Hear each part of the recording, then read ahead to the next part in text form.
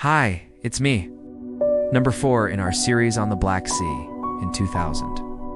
A team of archaeologists working off the coast of the Peloponnese discovered what they believed to be the remains of a Bronze Age town that had sunk beneath the waves some 4,600 years ago. The site, known as Pavlopetri, consists of structures made from huge stones laid in a carefully planned pattern. These stone settings, along with other artifacts like pottery and weapons, suggest that this was an important settlement for a long period of time. It's also potentially the oldest submerged town on Earth. Since its discovery, researchers have continued to investigate this intriguing site. Even though studying underwater ruins is obviously quite challenging, but now we've got more data from sediment samples taken at the site, which may help us better understand the town's origins, how it interacted with others in the region, and why it was abandoned. The town was found in the shallow southwestern part of the Black Sea, near the Greek islands of Chios and the city of Kos. Back in the day, the area would have been well within the range of human habitation, because back then, sea levels were about 100 meters lower than they are today. That means the islands and coastlines we see now were much closer together or even connected, forming a large landmass called the Bosporus Gateway. Today, this area is still just 80 meters deep, which makes it easy pickings for marine archaeologists. But since 2000, scientists have been stuck in neutral trying to figure out exactly how and why this ancient city wound up underwater. Originally, they thought it might have been destroyed by a tsunami, but that idea didn't hold up because there was no evidence of violent disturbance at the site. So instead, researchers turned their attention to sea level rise. When sea levels began to climb, many coastal communities in the eastern Mediterranean would have been inundated and forced to abandon their homes. We know that during the Holocene, the period following the last ice age, melting glaciers caused global sea levels to rise by about 200 meters.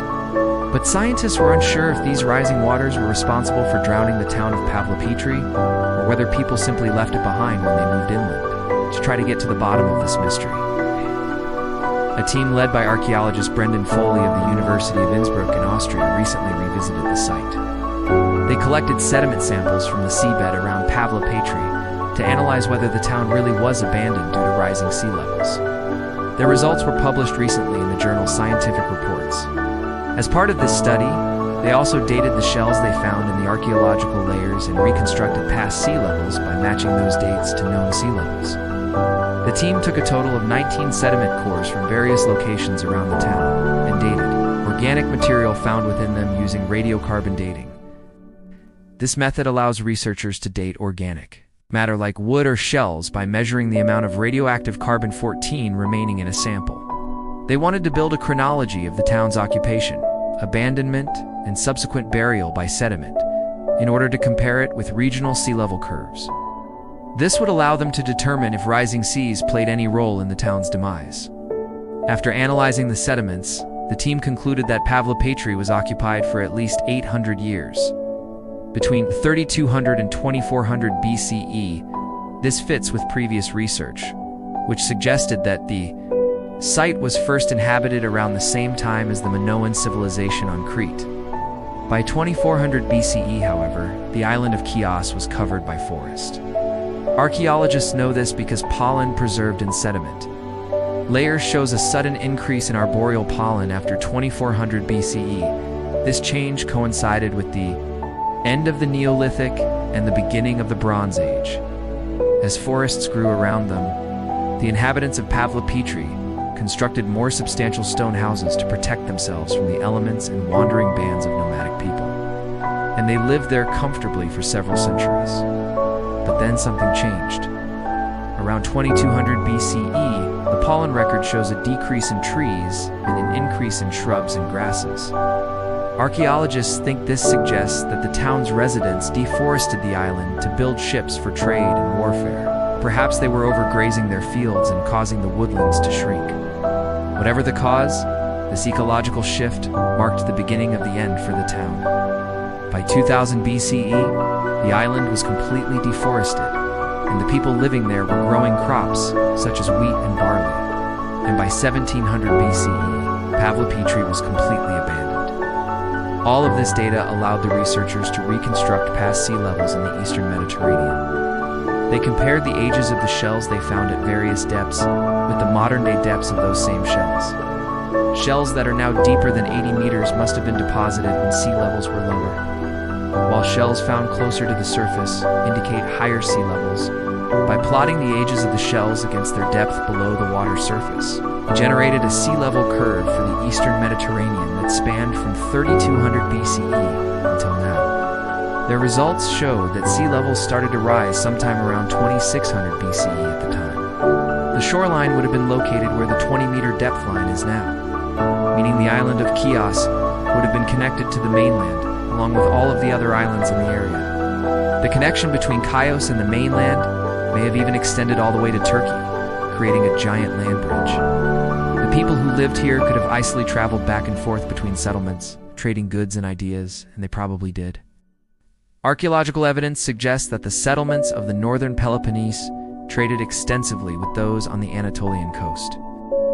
By 2200 BCE, however, the researchers' sea level curve indicates that rising seas were starting to flood the shallow areas between the islands and the mainland. The curve then shows a rapid rise around 1800 BCE, when the connection between Chios and the mainland was completely underwater. At this point, the island of Chios became isolated, and the people living there could no longer easily access the mainland or any of the other islands. The deforestation recorded in the pollen record at this time may have been caused by rising seas that inundated the island's agricultural lands and forced its residents to move further inland. Whatever the case, the rising seas eventually drowned the island. Pavlopetri was likely abandoned around 1700 BCE, when the population was forced to flee as the waters rose. The archaeological site was completely buried by sediments 1300 years later, when sea levels reached their present height. Today, 4,000 years later, the town lies 80 meters beneath the surface, and it remains the world's oldest known submerged town. The fact that it was abandoned due to rising sea levels mirrors what we're seeing today. Our modern cities and towns are built on coastlines and low-lying islands, just like the ones that existed 4,000 years ago.